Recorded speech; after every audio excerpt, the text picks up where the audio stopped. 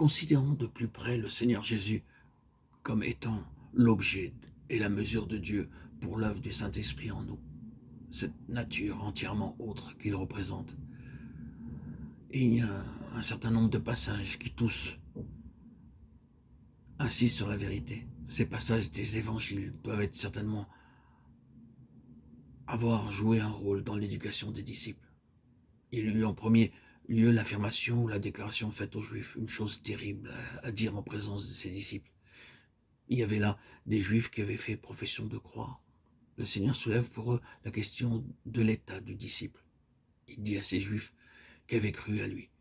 Il n'est pas dit qu'ils aient cru en lui. Si vous demeurez dans ma parole, vous êtes véritablement mes disciples. Vous connaîtrez la vérité, et la vérité vous affranchira. Ils lui répondent aussitôt en se réclamant de leurs droits. Nous sommes la postérité d'Abraham, nous n'avons jamais été les esclaves de personne. Il insiste sur cette question de la vérité liée à lui-même.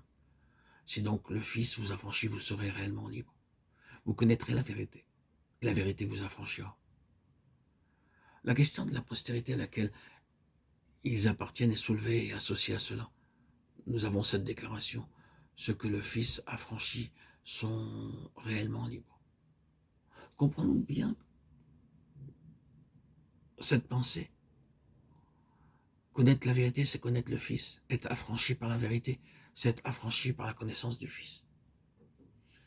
Il dit ensuite aux Juifs, à ceux, je suppose, qui devaient être de l'espèce la plus violente, ces paroles d'une force incomparable. Le Père dont vous êtes issus, c'est le diable, et voulait accomplir les désirs de votre Père. Il a été meurtrier dès le commencement, et il n'a pas persévéré dans la vérité. Il est menteur et le père du mensonge. Jean 8, 44. Quand il profère ce langage terriblement fort, et demeure entièrement sur cette question de la vérité comme étant liée à lui-même. Ensuite, lorsque nous arrivons au chapitre 14, il est seul avec ses disciples. Et Philippe lui demande, « Seigneur, montre-nous le Père et cela nous suffit. » La réponse est alors, « Il y a si longtemps que je suis avec vous et tu ne m'as pas connu, Philippe. Celui qui m'a vu a vu le Père. » Puis vient encore une autre question dans l'école. « Seigneur, nous savons où tu vas. Comment serions-nous le chemin? Je suis le chemin, la vérité. Je suis la vérité. La vérité, ce n'est pas une chose. La vérité, c'est une personne. Oui, tout cela se trouve dans l'école de Christ et prouve le fait que Christ est la vérité. Je ne sais pas à quel point nous sentons l'importance de cette question, mais l'objet de notre méditation, c'est que nous en arrivions à voir combien ces choses sont essentielles. Que pensons-nous de l'importance qu'il y a à avoir un fondement vrai et sûr? Après tout, le trait suprême d'un fondement, c'est la vérité. Il faut qu'une base soit bien et véritablement posée. Il aura à prendre une bien grande responsabilité, ce fondement. Une responsabilité qui touche à notre bien et à notre destinée éternelle, plus encore à la justification de Dieu lui-même. C'est pourquoi il doit être absolument vrai, la vérité même. Et il nous appartient certainement, bien-aimés frères et sœurs en Christ, de savoir avec certitude où nous en sommes. Il faut, en d'autres termes, que nous en finissions avec toute notre incertitude, que nous répudions à jamais ce qui n'est pas réellement pur et absolument vrai dans notre position. C'est précisément sur cela que nous allons insister pour l'analyser.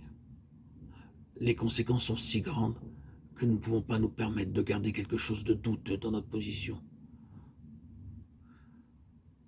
Voici ce qui en est. Vous et moi, nous paraîtrons un jour en la présence de Dieu. Nous serons littéralement face à face avec Dieu dans l'éternité.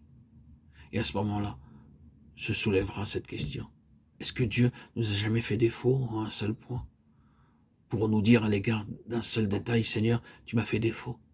Tu n'as pas été fidèle à ta parole? Non. Non, c'est une impossibilité. Une position comme celle-là est inimaginable. Il est impossible qu'un être puisse jamais déposer une telle accusation à la porte de Dieu, puisse jamais avoir un doute quant à la vérité, à la réalité, à la fidélité de Dieu. Le Saint-Esprit a été envoyé comme l'Esprit de vérité pour nous conduire dans toute la vérité, afin qu'il n'y ait aucune ombre entre Dieu et nous, quant à son absolue fidélité jusqu'à la fin, quant au fait que Dieu est vrai à lui-même et vrai à l'égard de toute sa parole. C'est dans ce but qu'est venu le Saint-Esprit. Si cela est vrai, Le Saint-Esprit agira donc à l'égard de tous les disciples dans l'école du Christ de manière à saper tout ce qui n'est pas vrai, ce qui n'est pas pur, pour que chacun de ses disciples se tienne sur un fondement qui puisse subsister devant Dieu au jour de sa justification complète et absolue.